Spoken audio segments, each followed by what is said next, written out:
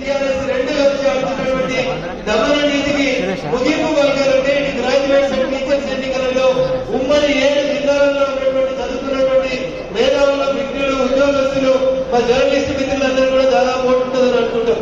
మీరు కూడా అందరూ మా పక్షాలు ఉండాలి.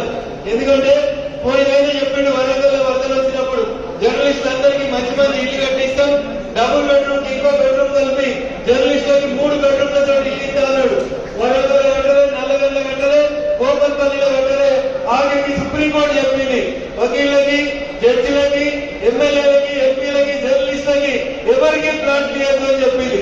పోయినోడు 10 ఏళ్ళ అధికారంలో ఉండి పెద్ద పెద్ద బాబులు కట్టుకున్నాడు కానీ జర్నలిస్టులకి డబుల్ బెడ్రూమ్ లో కూడా ట్రిపుల్ బెడ్రూమ్ ఇవ్వలేకపోయింది. ఈ వచ్చిన ఏమైనా చేస్తారంటే ఈయన కూడా ఏం చేస్తలేడు. అందుకని ఆలోచించాల్సినటువంటి వ్యక్తులకి ఓటేసేటువంటి అవకాశం వచ్చింది. ఒక మేధావి మౌనంగా ఉంటే ఈ దేశం 10 ఏళ్ళు ఆయన పాలనలో కూడా చాలా నష్టపోయింది, చాలా ఎక్కలు పోయింది. మళ్ళీ ఇప్పుడు మేధావులైనటువంటి మీరు అట్లే తప్పుడు నిర్ణయం తీసుకొని ఓట్లు తప్పుకేస్తే ఖచ్చితంగా మళ్ళీ ఈ రాష్ట్ర భవిష్యత్తుని ఇంకొక 10 సంవత్సరాల అంధకారంలో నెట్టడానికి మీరందరూ కూడా సహాయపడ్డోళ్ళు అవుతారు. అందుకని గౌరవ పెద్దలు రాష్ట్ర అధ్యక్షులు వచ్చిన్నారు కాబట్టి ఎక్కువ సమయం తీసుకొని